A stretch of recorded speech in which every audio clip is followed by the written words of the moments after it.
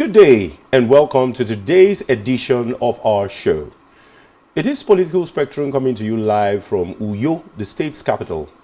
I am your host, Onomese Ehinoma Olusegun.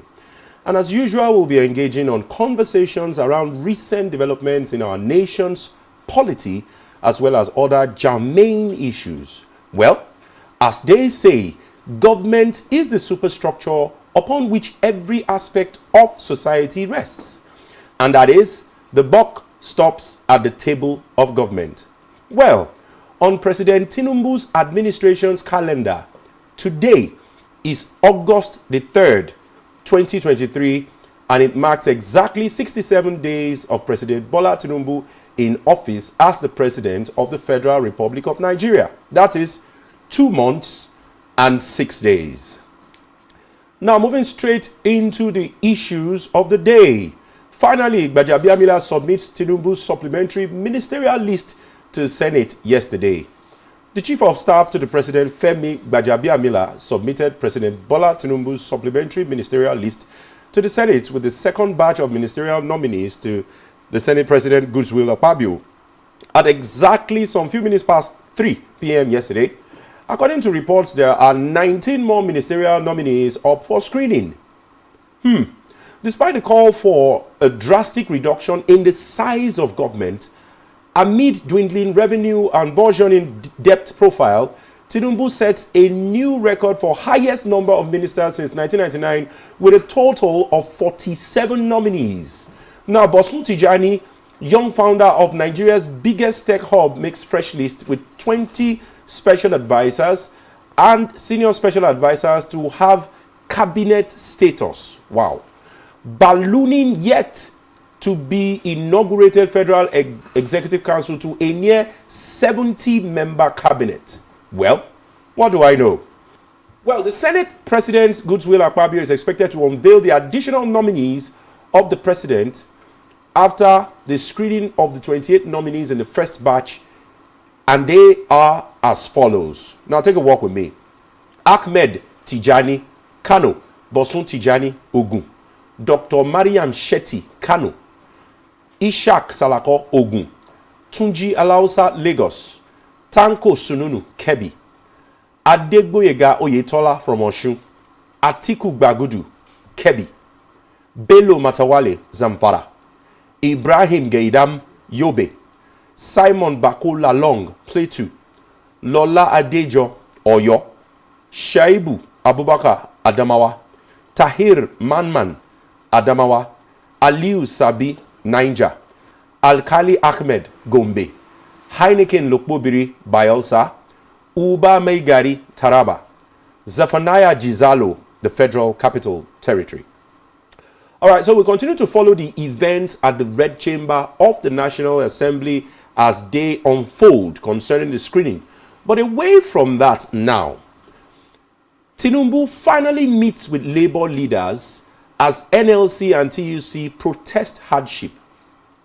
All right, President Bola Tinubu yesterday met with the leadership of the two labor unions, the Nigerian Labour Congress, NLC, and the Trade Union Congress, the TUC, at the Presidential Villa Abuja with a firm commitment to accede to some of their demands. He immediately promised to constitute a new presidential committee on palliatives, as the labor leaders had complained about the existing committee before, led by the Chief of Staff to the President, Femi Gbajabiamila, which they described as an aberration. Now, he also acceded to Labour's demand for wage award, since negotiation of a new minimum wage will not come until next year in accordance with the constitutional provisions. Now, recall that the organized labor had embarked on a nationwide protest against the removal of fuel subsidy, with its attendant hardship on the people in the country, despite offers of palliatives by the president in his nationwide broadcast on Monday, which they considered not far-reaching enough. Now, they had complained that in the entire statement by Mr. President, no statement was made on fixing the country's local refineries in Port Harcourt, in Warri, and Kaduna, and the country can no longer continue to run an import-driven petroleum or energy system. Now, the protest took place in virtually all the states of the Federation. with the various states, NLCs and TUC Council mobilizing workers for the actions now from Lagos to Ogun, Edo, Kano, Kaduna, Kebbi, Enugu, Abia, Bayelsa, Imo, Akwa Ibom to Rivers, and among others. The workers said the removal of fuel subsidy, which led to a sharp increase in the price of goods and services, had made life unbearable for them. The president's promise came barely hours after protesting workers stormed the National Assembly and pulled down its gate to gain access into the complex, and after the federal government had filed a contempt proceeding against NLC and TUC, briefing State House correspondents at the end of the brief meeting, the president of the NLC, Comrade Joe Ajero, said they deepened their discussions with the president on palliatives for workers. He disclosed that the president explained certain things hitherto not in his nationwide broadcast to them at the meeting. He has expressed his position, made some commitments which were taken side by side with what the Senate said, and we're taking it back to the office with our colleagues to review it and release a document on our next line of action. Now, I don't know whether my producer has the video where Joe Ajero had addressed a press stating clearly what they had said. Please, if it's up, okay, let's have it. These are the same issues that led to the protest today, and we have he has expressed his position, made some commitment, which were taken side by side with what the National Assembly said, the Senate said, and we're taking it back to the office with our colleagues there to review it and release a document on our next line of action.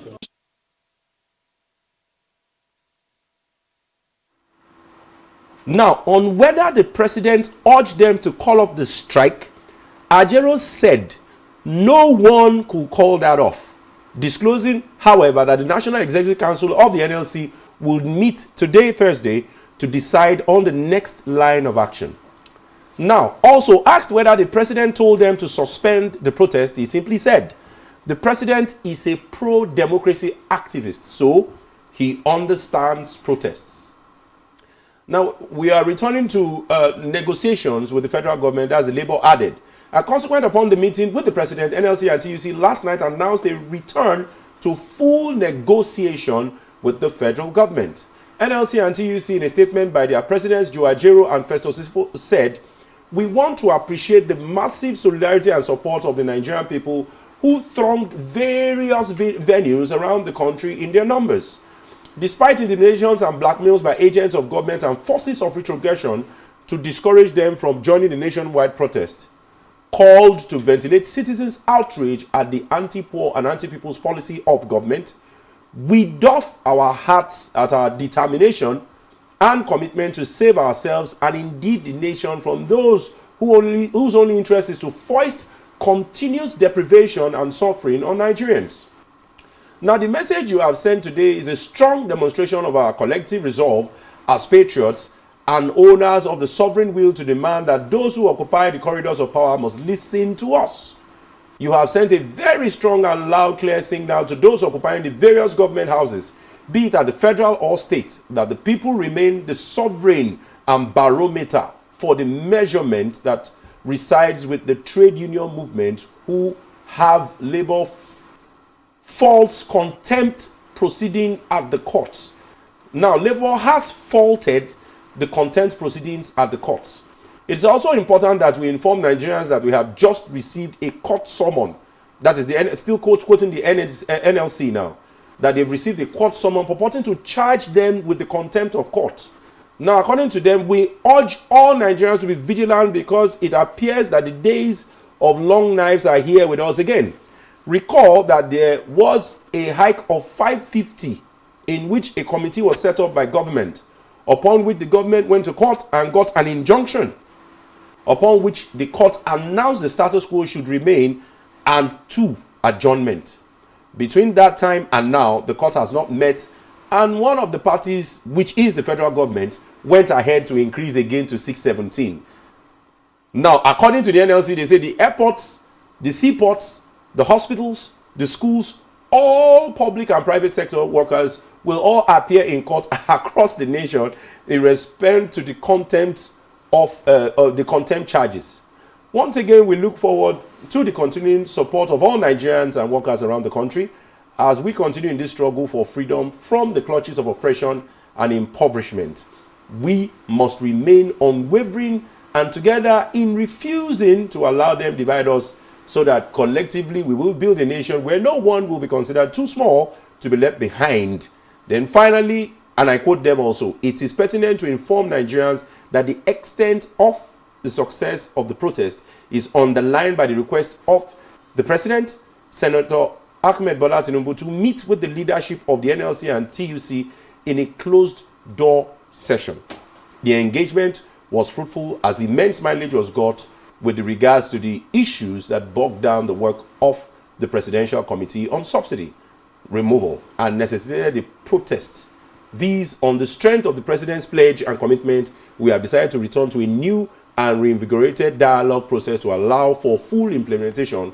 Once again, we thank Nigerians while we wait for the government to fulfill its own part of the understanding as agreed with the President. Part of it is cut down costs, then use made in Nigerian vehicles. And that statement was also made to the National Assembly. Now, the NLC also said during the protest, allow Nigerians breathe and don't suffocate them further. All right, let's watch a few of the video clips again.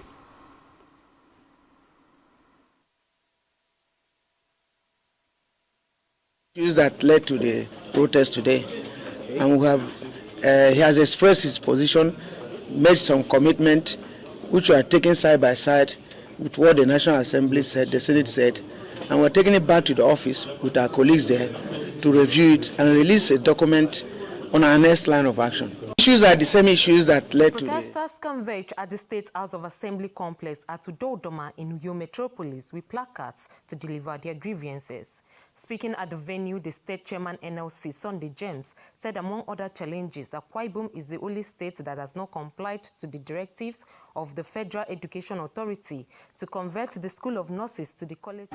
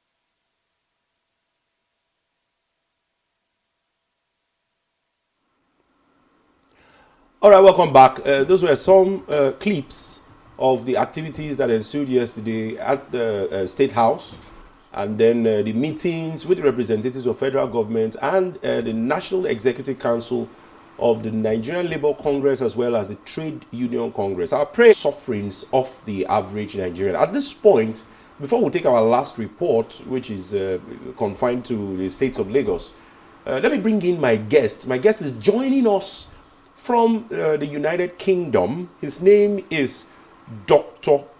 Oluseyi Ajayi. He's a senior lecturer in the United Kingdom. Dr. Oluseyi, how are you doing this morning? I'm well, thanks. I don't know whether you can increase the volume. So how are you doing today? Yeah, I'm doing well. Okay. Can you hear me clearly now? Yeah, I can hear you. It's a lot better now. Nice to have you. So you've been following all the developing stories from the day that the nominees list. Let's start with the nominees list. The first 28 names were brought to the fore, and then the date that the screening started, day 1, day 2, and then the supplementary list has just come out. First off, before we even go into the general conversations, I want you to give me an overview of what you think, the whole the screening process have been. You're free to take it from any angle. Thank you so much once again, and I say a warm good morning to all listening to me, particularly those in Nigeria. Those of us that are living outside short of Nigeria, Nigeria is at a stage where all hands has to be on deck, and one of the very sensitive decisions or responsibilities of government is about the constitution of the federal government, as enshrined in the Constitution of the Federal Republic of Nigeria. That's right. Yes, we do agree that in states, from 36 states, but having looked at the list, both the initial and supplementary list, I can say indeed that it's not different from the norm. We are back to the rhetorics. It appears we are yet serious about the real issues on ground. I see the list as more of a compensatory list than a governance list. When you take a look at the nominees, you would see indeed and agree with me that indeed these are individuals who appear to be compensated due to their support of the president during the elections. Nigerians are very expectant. Is there anything wrong with government compensating people who had ab initio supported their campaigns to victory? Is anything wrong with it? Is it peculiar to only Nigeria? Promising, fixing the real issues which have gotten us all into this terrible cobweb. Indeed, when you look at the list again, one would have expected that, bearing the number of days given to the president and as enshrined in the Constitution, the president was taking his time to, effectively and carefully select individuals who some technocrats in quotes. I listen to when you look at the I listened to SAN Ebun, and he seemed to be very disappointed that if it were going to be same of the same names, why did you exceed even 60 days? Disappointed. I mean, I've got deep respect for the president, who has got a knack for selecting quite fantastic technocrats, individuals who have their asset as excellence. But in this case, it appears it's different from what he's known for.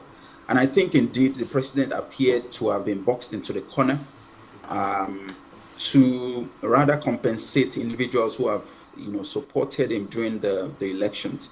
But more importantly, I think the president should have signaled to Nigerians that he's serious, he's empathetic, he understands the suffering, perhaps 1% of the entire list that you can really vouch and say, indeed, he has selected such an individual with excellence. But I mean, the others, I'm not impressed at all. I am not impressed. Okay. Okay. All right. Still on the nominees list now. 35% affirmation for female politicians. For every cabinet administration, the law provides that at least women should enjoy 35%. We've seen names of women. The first set that came out were about 7 of them or thereabout. So will you commend this administration for at least giving an opportunity to women, especially young ones like Dr. Bita Edu, like Okotete and the rest? Inclusion of women. Oh yeah, indeed. I commend, but definitely I've seen the list of women. I've seen the caliber. I must commend him. However, I still think the government should have done better. Excellence-driven women that are captains of industry, have excelled in one area or the other.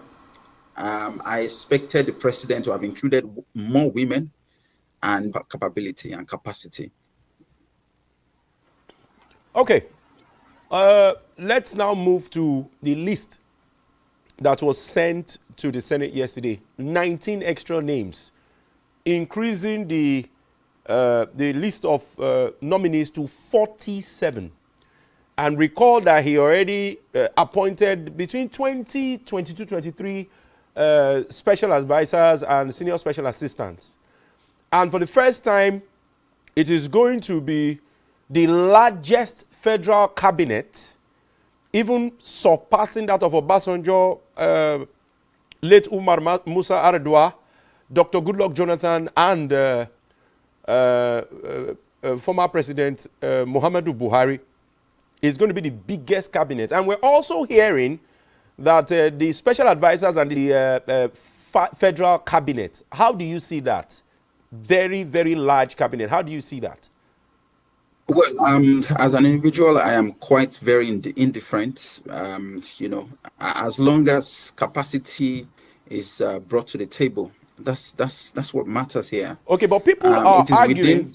But people are arguing. People are arguing that in every quarter, in every of the quarters, there's been argument that government directly reducing the size of recurrent expenditure. The more you have an over-bloated cabinet, the more you spend, and there is never enough money. Yeah, as much as that is very valid, also we must consider the fact that even in past governments or previous governments who have had a lesser, constitution of, ministerial slots. I mean, what has been the end? What have we seen? How have we seen capacity? Has capacity indeed been established? We've still had our issues. What is really important now? What's really important now is really about capacity. As far as I'm concerned, I'm not perturbed by the number of people the president has, brought into his cabinet. What I'm concerned about, what I'm worried about is the capacity. Even if and when we have a lesser, spectrum of ministers or senior special assistants, the most important thing we should be discussing here is capacity. The issues are so tricky and so sensitive that if we are not careful, we will end up in a bigger problem. So the real issue is about capacity. Bring in, even if you are going to have 100, well, I mean, that's over bloated though, but even if you're going to have 100 ministers, your cabinet, cabinet members, please, what I'm concerned really about is capacity to our power sector, the Niger Delta.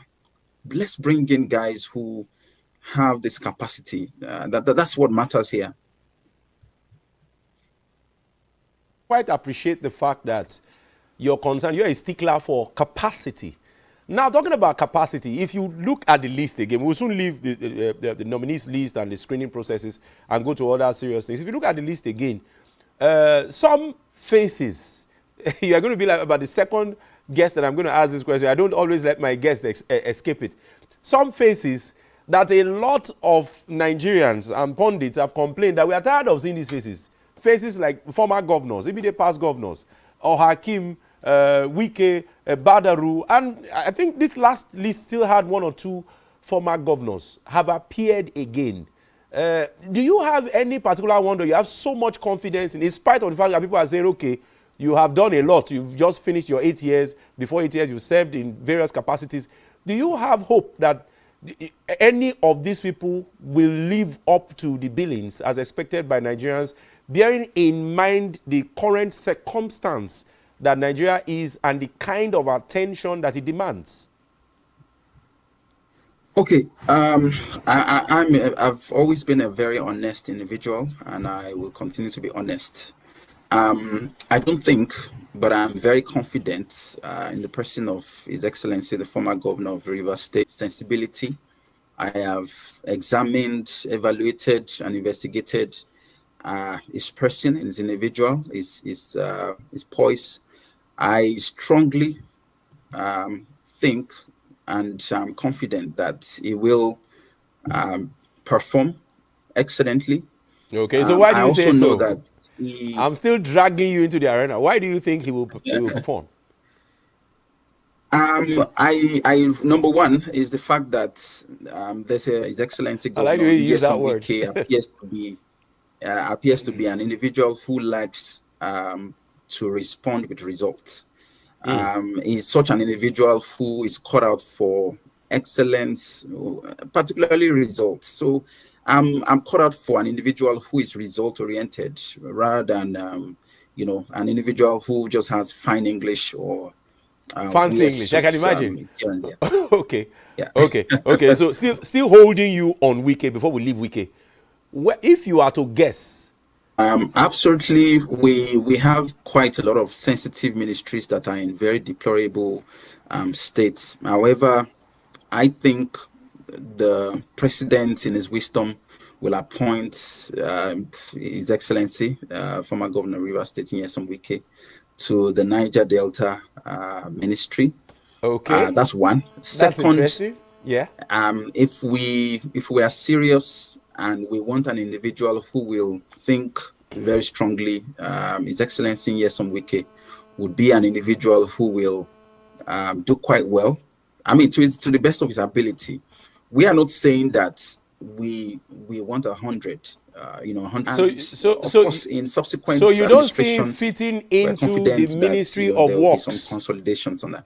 You don't see him fitting into the Ministry of Works. They call him Mr. Projects. Probably the most successful a lot of facilities in the States. You don't see him fitting in very well as Minister of Works. Maybe with some other affiliated ministries.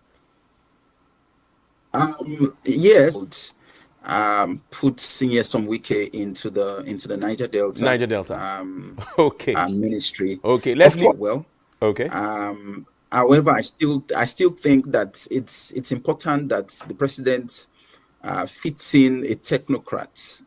The Works Ministry requires an individual who the Works Ministry. We can't just be putting and fitting in politicians into ministries without understanding. Rufai, towards the end of his tenure as governor, was wrapped up in a lot of controversies, a lot of viral videos going round, showing some things he might have said. It got so serious that even when he spoke in his native mother tongue concerning religious and ethnic leanings. And another video came out very clearly when he said he was not interested in being minister. Now, he has not only been added to the list, we saw the grandiose entry into the National Assembly, the Red Chamber, and all the questions that were asked of him. And from the responses, it was obvious that he was, grateful that he has the opportunity yet again. How do you see Rufai? You see El Rufai also living up to his billing as a minister if he would finally were confirmed? Well, based on, I wouldn't want to comment on the controversies he's been, Rufai is such an individual who was also, he was a former minister, and creditably well, he indeed performed as minister of the FCT. Even as honest, he performed well. The only issue with Malam Nasir El-Rufai is always these controversies are strong enough to veil the various projects he's been committed to. I think strongly that Malam, I believe he will be committed. And well, I know indeed initially he stated that he wouldn't want to work as a minister or be appointed. You can never establish the truth from them. Sometimes when a politician speaks, and even with an individual like VK, I'm not surprised. And I mean, it's just the usual. We're not different. It's not different from the norm. So, but yeah, this is who a politician is. Thank you. Thank you. So we hope that as the nation and society at large will be resolved. Okay. Now moving into the ever-growing and ever-expanding Ahmed Tinubu rolling out the palliatives, it seems to look like a lot of civil society organizations, including the largest, which is the NLC and the TUC, have begun reactions, and a lot of things have been unveiled. Joe Ajero said it himself that to get the federal government to sit down and dialogue, and both of them will come to an agreeable compromise in the interest of the average Nigerian. And it seems that the federal government really weren't taking them seriously, clearly telling the government that they need to listen. And of course, you've seen the plethora of reactions. Even in spite of the fact that the president made that speech, they went ahead to do the protest. And the protest, according to media reports, covered at least over 80 to 90% of all the federative units, which are states, found in Abuja. And you can see that even during the protest, they finally got an opportunity to meet with the president, who also begged for time. How do you see all of this? Oh, wow. We're at a very difficult moment in the annals of our history. I want to first and foremost, salute the courage, doggedness, resilient spirit of my parents. Live in Nigeria. I've got siblings in Nigeria. I've got people, I've got family in Nigeria, and I really empathize with each and every one of them. We are at a very sensitive and tricky moment, and well, it's if we decide to criticize God, then we'll be going nowhere. By implication, I'm saying that indeed this federal government is new, and one thing we must salute with with this federal government is that they operate an open door policy. I also want to believe in the renewed hope. I'm giving the new president the benefit of the doubt. I'm an optimist. I'm not such a pessimist. I believe strongly that the president is, putting all hands on deck to make sure that the right thing is done. Within their rights to protest. Definitely, when a man is hungry, yes, he has that right to voice out and speak out. At the same time, I think it's important for all civil society organizations to realize that indeed times are different now. It's different from the norm where it will take about a month or 2 months or even 3 months sometimes before previous governments will attend to them, will open the door and have a roundtable with them. I think it's a good signal for the president to have sat down on a roundtable and have discussion. I think we should give the president some time. However, I would also send this out to the federal government as a form of plea to also, I mean, these issues are surmountable, they are workable, they are, you know, we can solve them actually if we do the right thing, if we put in the right people, the round peg in the round hole. I believe that in no time we will solve all the issues, around, the problems that we're currently facing. Okay, I like the fact that you are optimistic, members of your family here, and they will probably not see the way you are seeing it. You're a doctor, you're a lecturer, you probably have like 2 or 3 other jobs, so you're comfortable. Even from your headset, everybody knows that you are not you are not in the lower class. You're actually very comfortable. The average Nigerian does not see that way. The average Nigerian is saying, yes, we know that these issues have accentuated into deplorable states over the years. Tinubu may not be responsible completely for all the woes. But hey, government, above all, the NLC has stated, I'm sure you have seen the plethora of demands the NLC has stated. The NLC has stated that these things must be reverted. That of the pump price must be reverted. Increase in school fees must be reverted. Payment of 8 months arrears of maybe lecturers or some civil servants must also be paid off. Very basic things. They are saying if federal government must even do these policies, they must come to a round table to negotiate, and they must put it in such a way that it will no longer inconvenience Nigerians. According to them, let the poor breathe. All the policies are strangulating the average common man, whereas even in the palliatives, billions are being voted to the legislature, which is another arm or tier of government, and other billions are voted, to the judiciary, which is another arm of government, whereas what the average Nigerian seeks to have is 8,000 naira per household for 6 months. So do you think the average Nigerian is seeing it the way you are seeing it? Let's give them more time. How much time? Thank you for that. So once again, well, like I said, I fully I lived in Nigeria also when things were quite difficult, before I took a decision to go out and for further study. I want to say that, and I'm saying this categorically, that the removal of fuel subsidy has come to stay. Indeed. But one thing we must also realize is that there are implications of the removal of fuel subsidy, and the implications will be felt across board in terms of increase rather in goods, services, and all of that. So it's what we normally should expect. I think it will be difficult for a reversion to ab initio cost price of goods and services.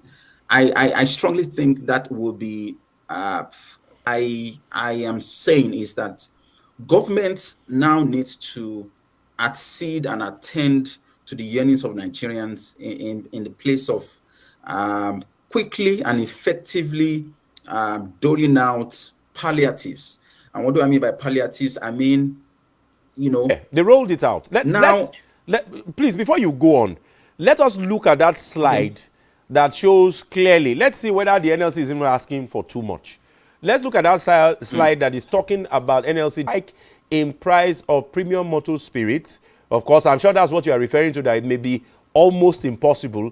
And I tend to see your points there, although it doesn't matter whether I agree or disagree with you. The second one, Union Congress. Now, recall I said that they've had series of meetings, and that is why the NLC and TUC are feeling suddenly excluded from government. Government is not only about people who are operating Aso Rock. Even the office of the citizens of the Federal Republic of Nigeria is also a very significant and invaluable part of governance. Now, the third one is reversal of the increase in public school fees. I'm sure they are referring to the tertiary and workers. Now, you don't expect NLC to be happy when they hear that just for palliatives, National Assembly is receiving 70 billion, Judiciary is receiving 35 billion, and a paltry sum to be used to pay 8 months arrears of lecturers who actually teach them, help to build their capacity, are being owed, and they are inside hunger. Then the final one is an upward review of the minimum wage from 30,000. Government has said they are going to form a joint committee, between the federal government and the National Executive Council of the NLC and TUC to try and, design a new minimum wage regime. So looking at these few demands, I may not speak about what the NLC is asking for too much, but I may say that I may speak about the very workable ones, which is the unconditional and immediate release of salaries owed to lecturers and workers. Also, actually, within that spectrum and cobweb, it's important for government to establish trust and sincerity, in the spectrum of things like this. Also, in terms of the minimum wage, bear in mind the implications of the fuel subsidy removal. It's now very obvious that indeed government has to increase, and when I say increase, I mean exponentially, minimum wage. A paltry sum of 30,000 naira is quite an insult to any worker, living in Nigeria now, and products and services right now. In terms of the fuel hike, I strongly think it will be practically impossible to revert to the initial price, because as much as government can also have the political will to do that, we've also seen instances where petroleum of the situation. And we've seen in cases where government has, reeled out policies and statements saying, look, revert to the original price. And we've seen a flagrant disobedience of that. That also shows that, there's that crack within the system. There's a very deplorable and unfortunate corruption within the system. So it's a complex, it's a very complex aspect. Then in all of this, what I can say is that the NLC, the government, there are two parties and committees to examine the merits of the requests, see the workability. These things, those of us that are outside government, we may feel that that have worked on, assisted, provided, consultation in terms of things like this. We know what sincere with one another, with each other. And, once there's a sincerity of purpose and, we see reasons to why both parties need to have a win-win, then we won't have any issues. On government, paying 70 billion to one arm of government, I think that's quite very insincere. It's quite a bit to the National Assembly. It's quite a very, very, very disappointing situation, actually. All right, we'll go on a short break now, but before we do that, the Nigerian Medical Association has declared an indefinite strike. We'll be having conversations in that area. Don't go anywhere. Join us again.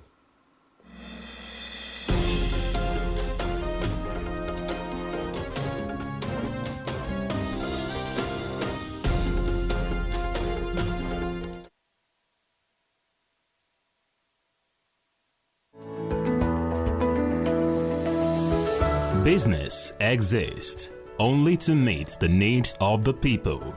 But there's an extra advantage if you desired return on investment and so much more. Advertise on Spectrum Television, on StarTime's DTH Channel 421 and on free-to-air with a frequency of 12733. Spectrum Television, broadening your horizon.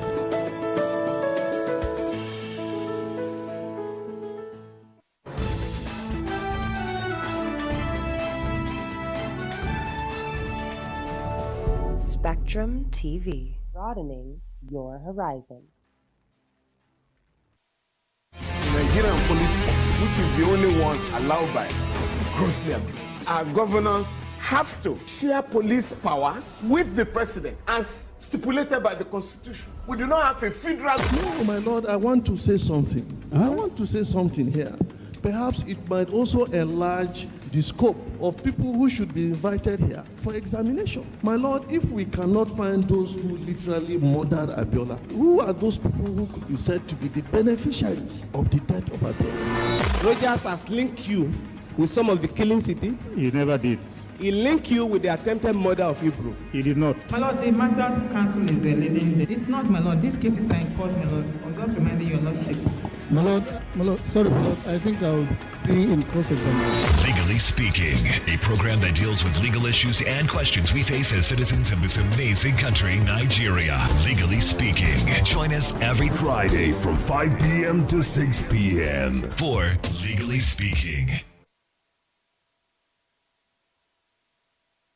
Every society is premised on the quality of relationships forged by its inhabitants. The health of these relationships determines how well people, relationships, organizations thrive and how long they stick together.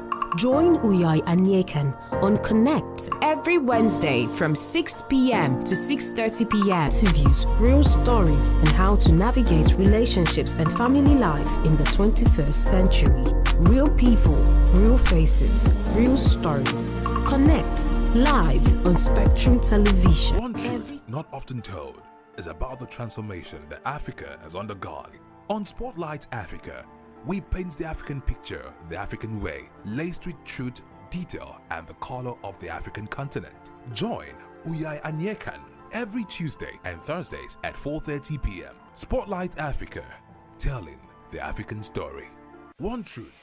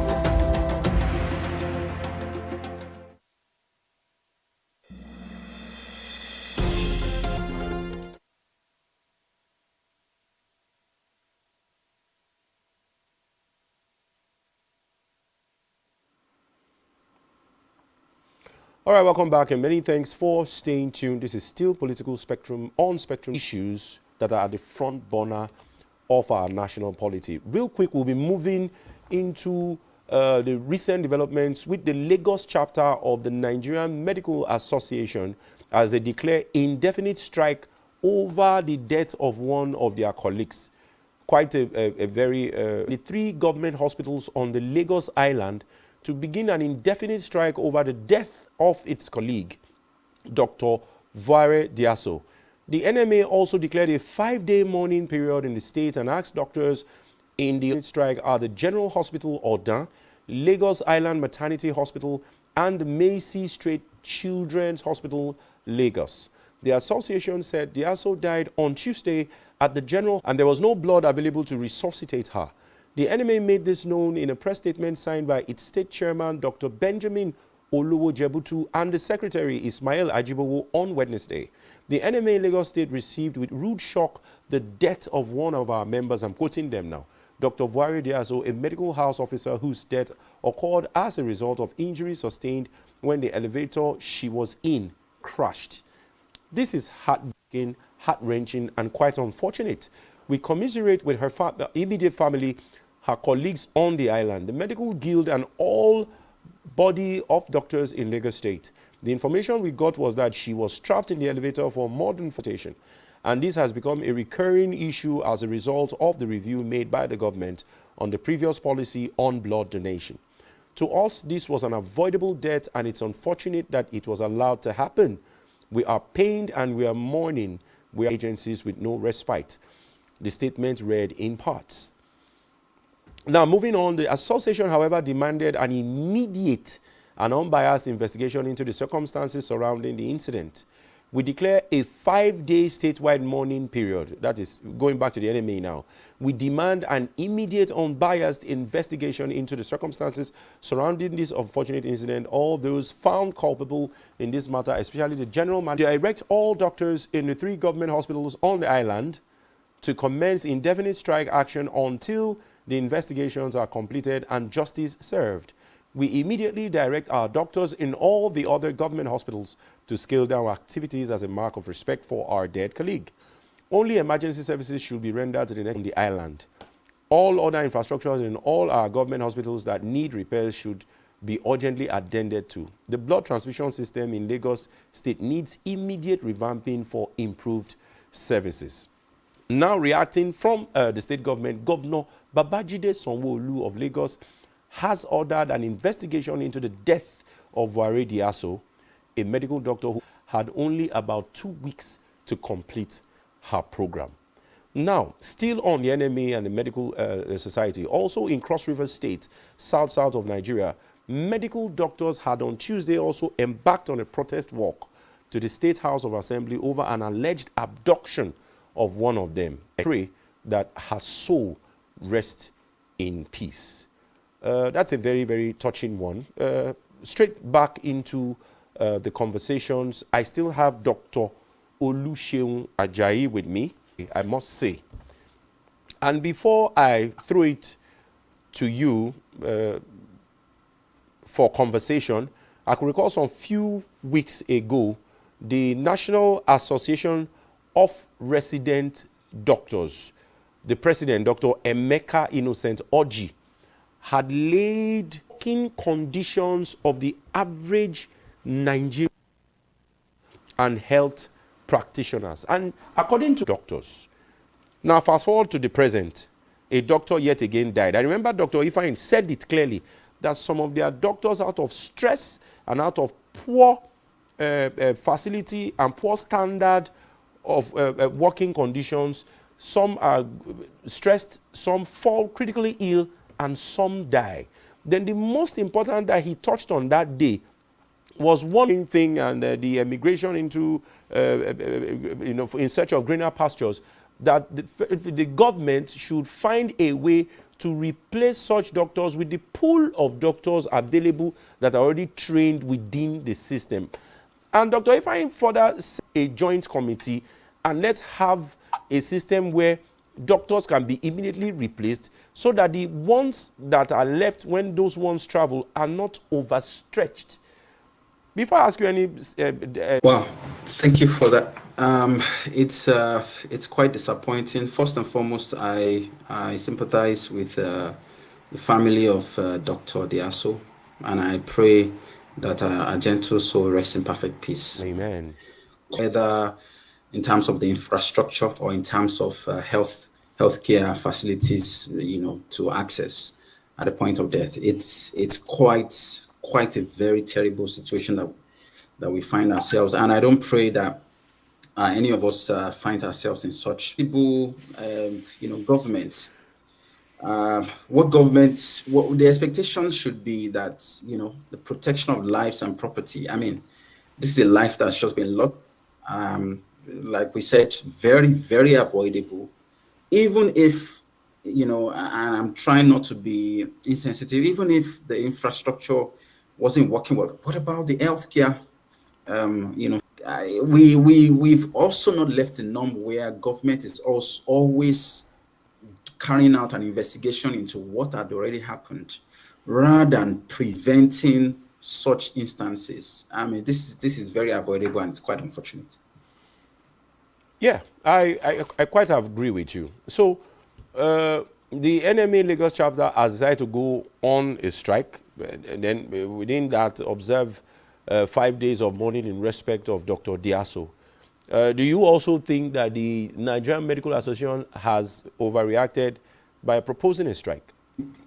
Anyone in this situation, I mean, this is a young lady who has got a very bright future, who is expected to, attend in the nearest future to 6,000 Nigerians.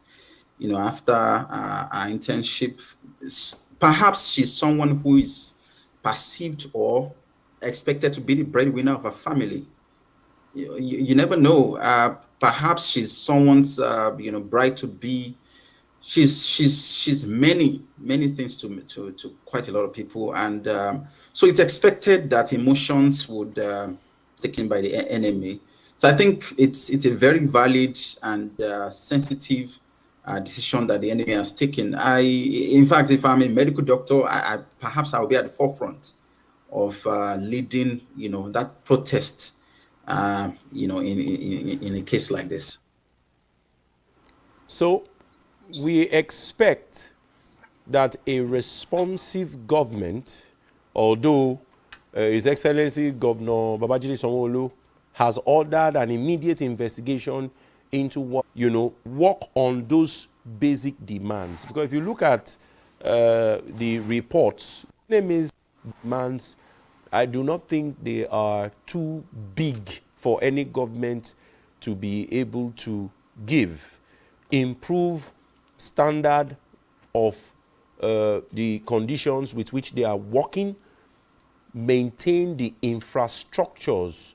Who would have thought that a dysfunctional elevator will take someone's life, especially a professional like a doctor who's trained to actually take lives? What do you say to that? Oh yeah, certainly. Again, it's quite an unfortunate one where we would always sit down and have conversations over a state governor, a president of the Federal Republic. It still goes down to the issues in governance where we compensate individuals instead of bringing technocrats. I'm a professional, a real estate professional, by the way. I understand that it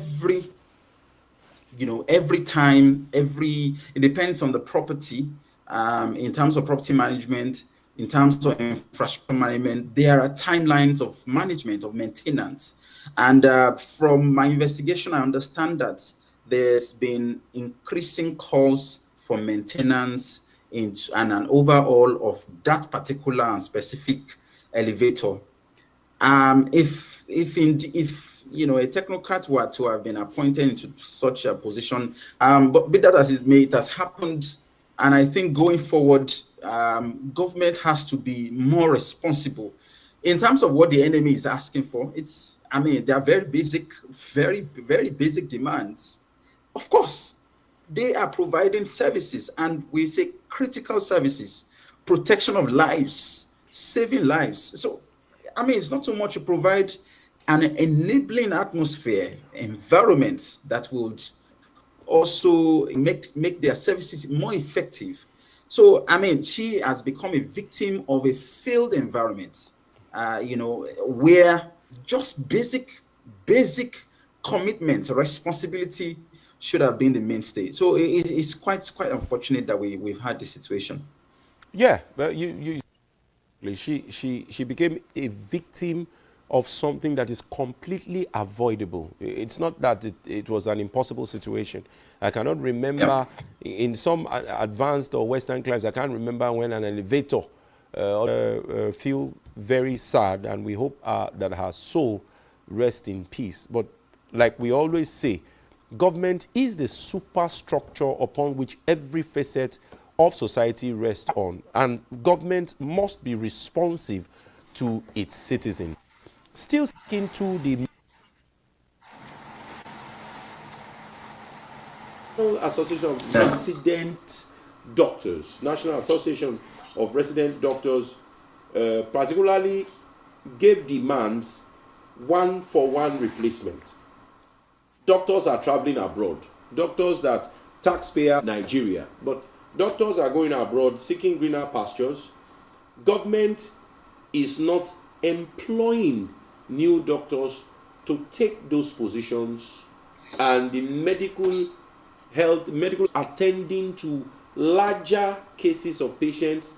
Mortality has increased considerably. People are dying from cases that can actually be avoided.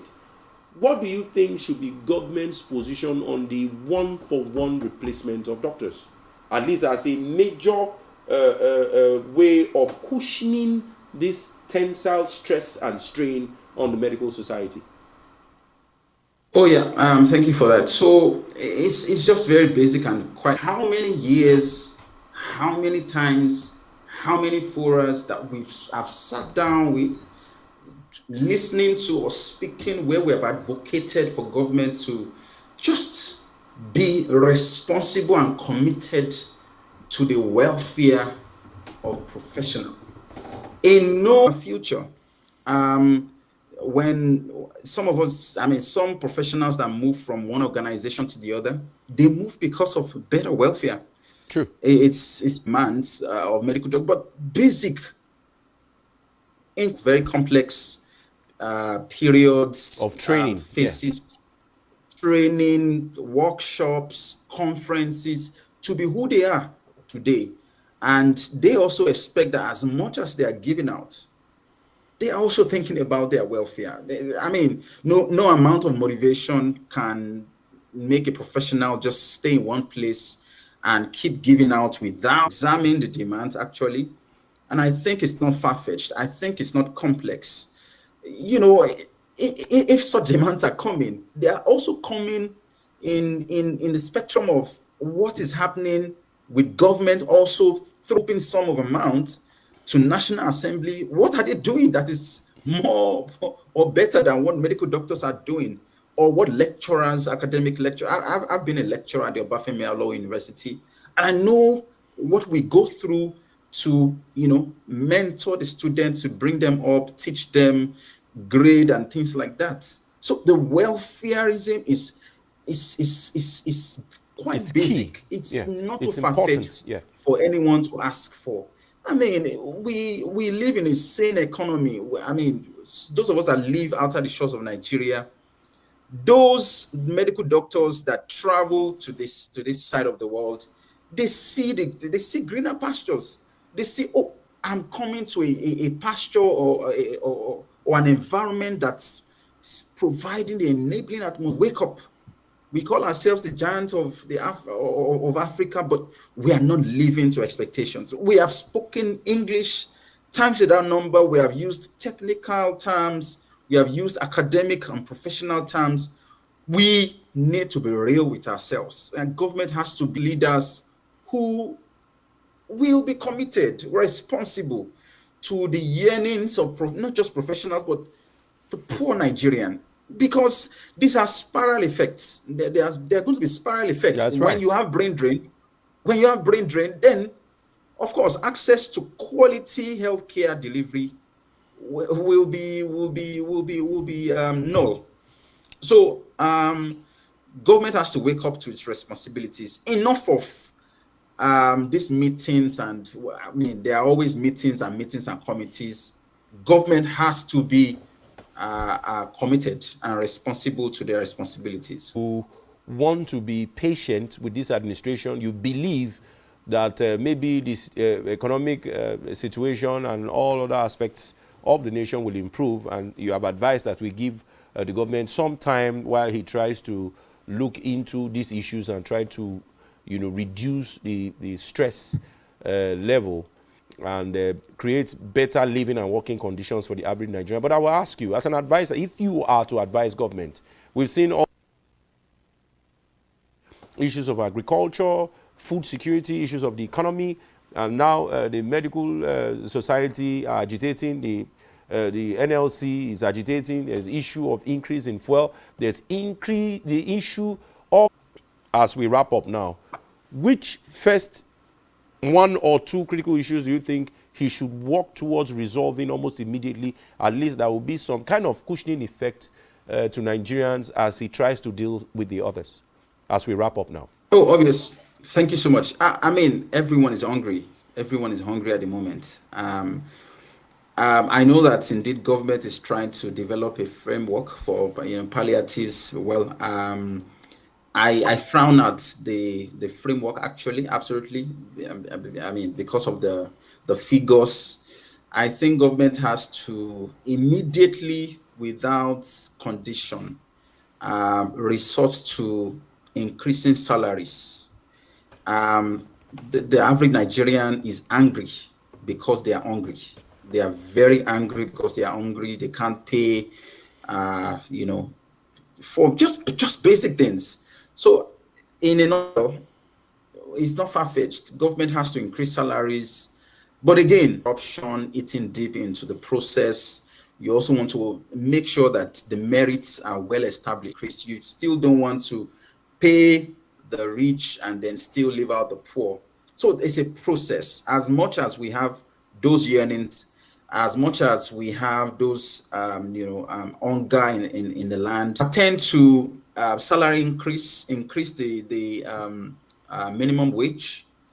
I may not be able to speak to the particular amount, but definitely a reasonable amount that, of course, will align with the current out for bills and all of that.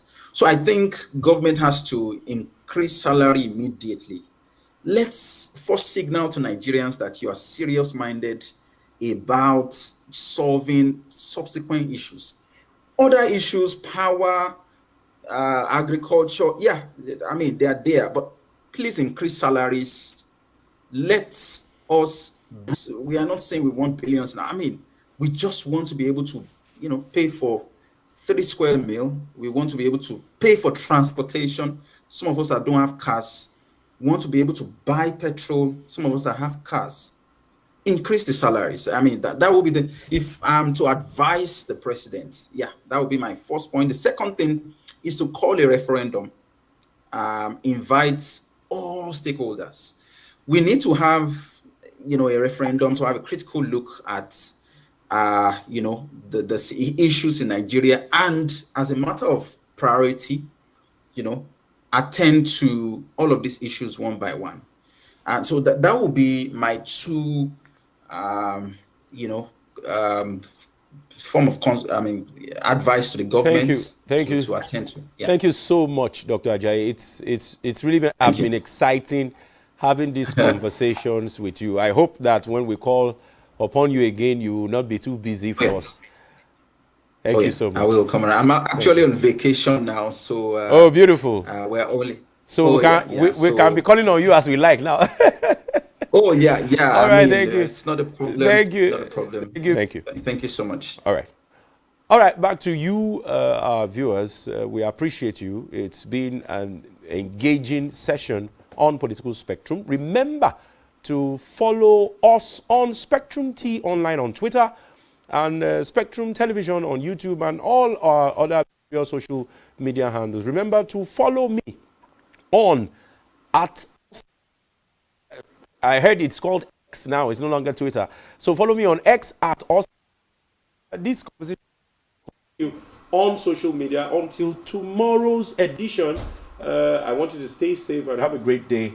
Have a great day.